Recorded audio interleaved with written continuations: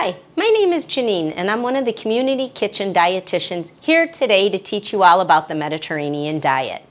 I work primarily as an oncology dietitian at the Warrenville Cancer Center, and I teach cardiac rehab classes here on the Delnor campus and classes at Living Well Cancer Resource Center in Geneva. Welcome to It's a Fish Dish. Fish is the to-go main animal protein in the Mediterranean diet.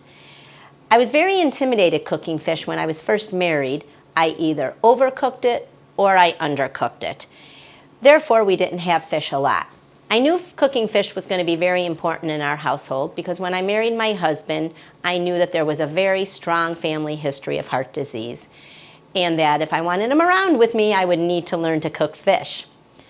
So I started cooking fish, cooking salmon, long before it was even popular. Part of the Mediterranean diet is eating oily fish 2 to 3 times a week. Preferred choices are salmon, mackerel, tuna, herring, trout. Tilapia and cod are also fish as examples. They're white fish. They're not high in omega-3 fatty acids, but they're low in fat, high in protein, and can also be part of a heart-healthy diet.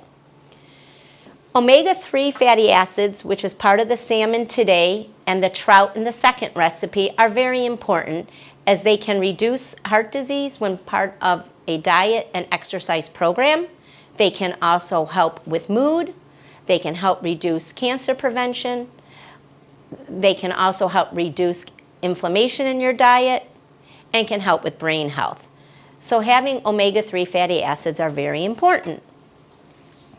So the first recipe I'm going to cook with today is called ginger salmon fillets. I started to cook this several years ago when the community kitchen first started, and I practiced making it at home for my husband. And we never had bok choy before. I'm not sure if you've ever had this, but it's a Chinese cabbage, and it's very high in vitamin A, vitamin C, and it helps to reduce inflammation. When I first made this with my husband, he was pleasantly surprised at how delicious it was and told me the next time I can actually serve this for our friends and family, which if you cook any food, I think that's an ultimate compliment that you can serve it to other people. So the recipes I choose are very easy because people are intimidated cooking fish, as well as people are busy with their families, busy working inside of the home, outside of the home. I'll cut this a little bit more, and really would rather buy food outside the house. So I try to find recipes that are very easy. So this recipe, you're going to put the bok choy on the bottom. Then we're going to cut some mushrooms up. Mushrooms are very high in selenium. They're low in calories. And they add a wonderful flavor to this dish. They also have anti-inflammatory properties as well. So I have a little bit more here cut. Okay. Then we're going to take this beautiful piece of salmon. And the reason I started making the salmon is I thought it was easier to be able to tell when it was cooked because it went from this orange color to more of a pinkish color, in my opinion. So we're going to take this very nice piece of salmon. We're going to place it on top here. Then what we're going to do is I'm going to cut some green onion. Onions are very high in vitamin C.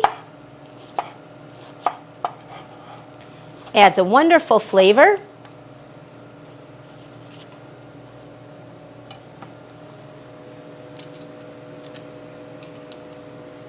Okay. I like to add slivered almonds. Almonds are a very good source of monounsaturated fats, protein, and fiber. We're going to add the slivered almonds to the top of this. Okay. Then we have a sauce, which is olive oil, very high in monounsaturated fats, some low sodium soy sauce, which we use, And soy sauce is extremely high in sodium. And so when you're trying to follow a heart-healthy diet and have high blood pressure or heart disease, you want to have lower sodium in your diet. I've already minced up some garlic. We're going to put the garlic in here. And then fresh ginger. Fresh ginger, I've already peeled it. And what I'm going to do here is I'm going to zest it.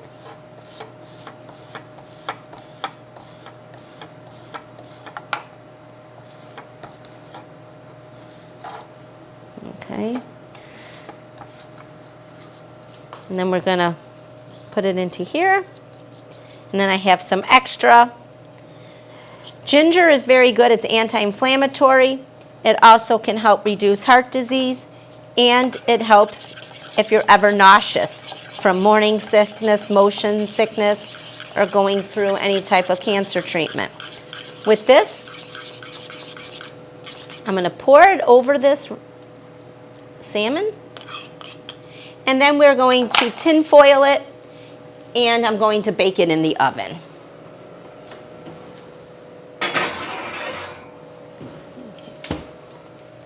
You can also serve this dish with quinoa, farro, or brown rice for extra fiber, whole grains, and B vitamins. Whole grains are also part of the Mediterranean diet. While this is cooking, if you don't cook fish very often, it can be very intimidating knowing how to shop for it. And I'm helping you today to how to prepare for it. You might be asking, is fresh fish better than frozen fish? Is one healthier than the other? What do you look for? Actually, fresh fish and frozen fish can both be healthy if they're stored properly and prepared properly. When you're purchasing fresh fish, what you want to do is you want to check the smell first. You want to check fish should not smell fishy. If it smells fishy, it's the #1 sign that the fish has been sitting around long. I will tell you, I don't often buy fish with the tails and the heads and the eyes on them. But if you were to, you want to make sure that the eyes are not sunken in, they're firm. You want the fish to spring back when you touch it. The fresher the fish, the brighter it should be. You don't want the skin to be dull. Now, if you're buying fillets, then what you want is you want them to be firm, fresh, and colorful, not dull and soft. Okay? So hopefully that'll give you a little bit more confidence in trying to decide what type of fish to buy, whether it's frozen or fresh. Let's see how it looks. So it should be done now. And this is what it looks like finished. It's delicious, and I hope you enjoy it. So our second recipe today is baked rainbow trout. As I promised you, this recipe is also very easy.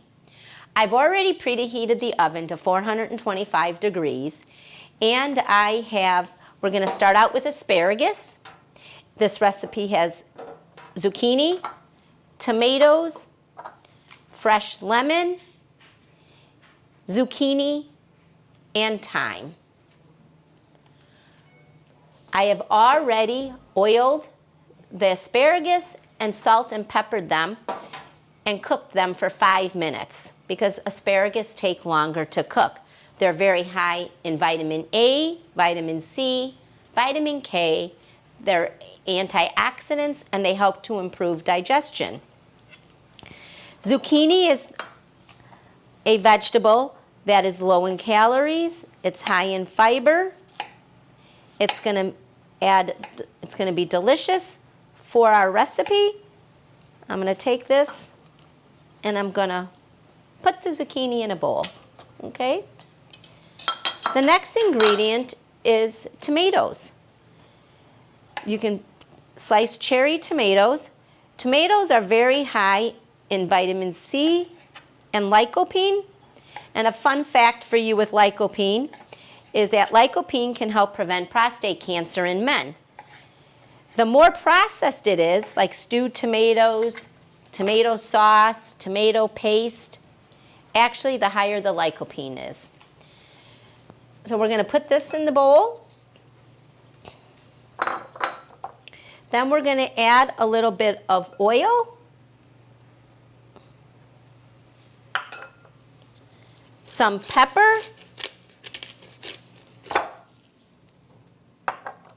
some salt. I'm going to mix this around. See how beautiful this looks? And this is a great time of the year if anybody's growing zucchini or tomatoes in their garden, or have any friends that want to give you some zucchini. So we're going to put this on the sides.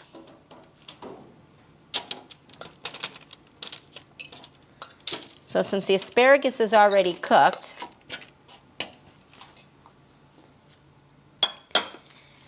then I'm going to take this rainbow trout, which is also high in omega-3 fatty acids, and it helps to reduce heart disease.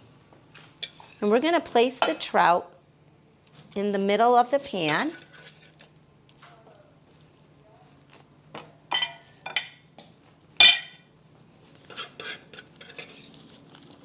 Okay. You put parchment paper down so it doesn't make too much of a mess. Okay. And then I'm going to add some fresh thyme. So I know a lot of times this year I grew some thyme, some oregano, and some rosemary, and some fresh basil. So you can kind of just take some of this off.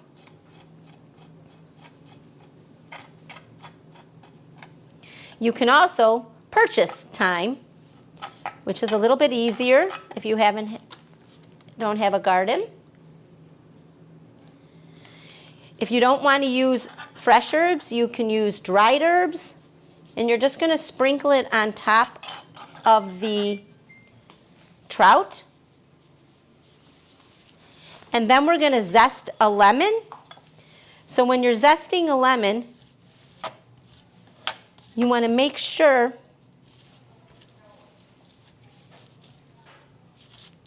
that you don't get the white, because once you hit the white part of it, it gets a little bit too bitter. Okay? So we're going to add this to the top of the trout. I have a little bit extra here. Okay. We're going to put just a little bit of olive oil on this trout. And then we're going to add some fresh lemon.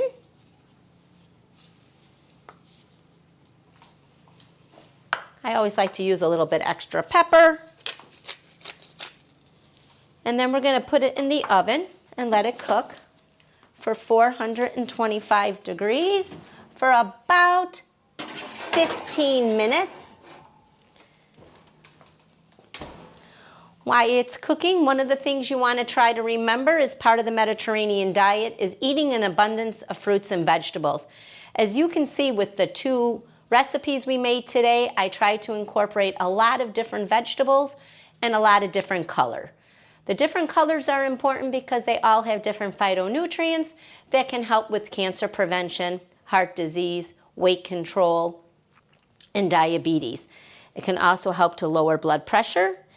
You also want to try to aim for eating fish 2 to 3 times a week. So if it's something you haven't been doing, just like people have heard of Taco Tuesday, you can start with Fish Friday. Make the fish one meal a week, and as you and your family are becoming more used to it, try to incorporate it another day. Also, you can always try to make extra fish, and like in salmon or the trout, the next day you can mix it with avocados, some lemon juice, some onions, and make like a salmon salad or a trout salad to eat with some additional vegetables. Let's wait and see how the fish looks. So it should be done right now. And this is how it looks. So as you can see, we have red vegetables, we have green vegetables, we have fish that's very high in omega-3 fatty acids, baked trout. thank you for joining me today, and I hope you enjoy these recipes as much as my family and I do, and I hope that I've helped you not to be as intimidated cooking fish, and you'll start to eat it more often. Thank you, and stay safe.